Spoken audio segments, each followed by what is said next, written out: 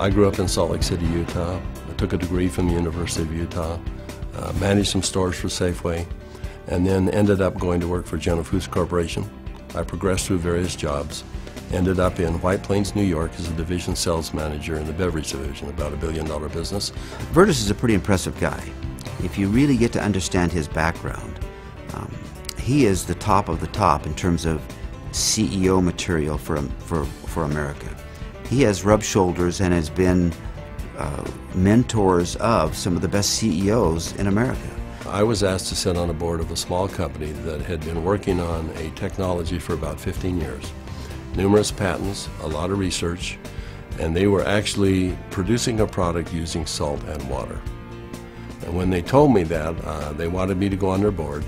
I said, well, you're going to have to convince me that this is real. How can you produce something from salt and water? And they said, we have a lot of research, extensive research, $10 or $15 million worth of research. The company that owned it was publicly traded, and they merged that company with an energy company, and after a period of time, 6 or 7 months, they started selling off assets.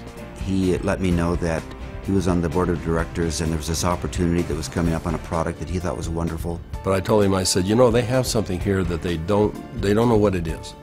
And it's a lot more than they think, but they haven't figured it out. And I said, I'm tempted to put a group together. In fact, I think I am going to put a group of investors together, and I'm going to take a run at the company. Well, that was my opportunity. I pulled out my wallet and pulled out a check out of the wallet, and Vertis, whatever you need, we're going to do this.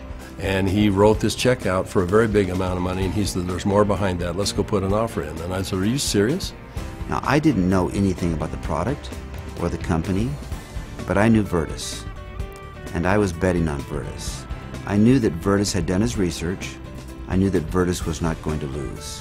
When we finally determined how ASEA worked and what it did, we were confronted with a decision that we had to make.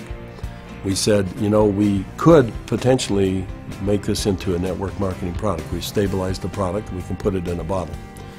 We don't know if that's the right way to take this product.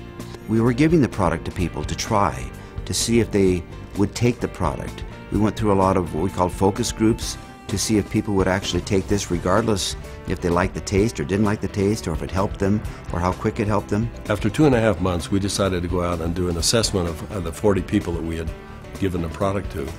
And when we went out to do an inventory, we found out that the 40 people had turned into 135 people.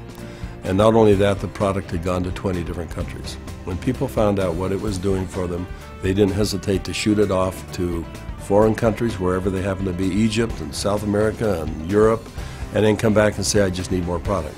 And as we gave the product to different people, we found that it really increased their quality of life. People that were seriously challenged. And it just gave us a sense of purpose. You know, we wanted to start a business. We were both fairly well successful financially. We didn't need more money. And we found that we wanted to make a mark. We found something that was much bigger than either Vertis or myself. We feel a real strong obligation that our task is to make this available the best we can worldwide to help people. My wife questions why I'm doing this. She said, you've retired more than once and it's time for you to join me and let's enjoy the golden years, if you will. But recently my son asked me to come down and join he and his family, and we went to a church gathering, and there was something going on he wanted us to be a part of. And while we were there, a young lady came up and he introduced me to this young lady, and she broke down and started sobbing. And she had a health challenge in her family that was really severe, and she was introduced to ASEA, and because of what ASEA did, she was just grateful. So I find it hard to talk about, but that's a reason.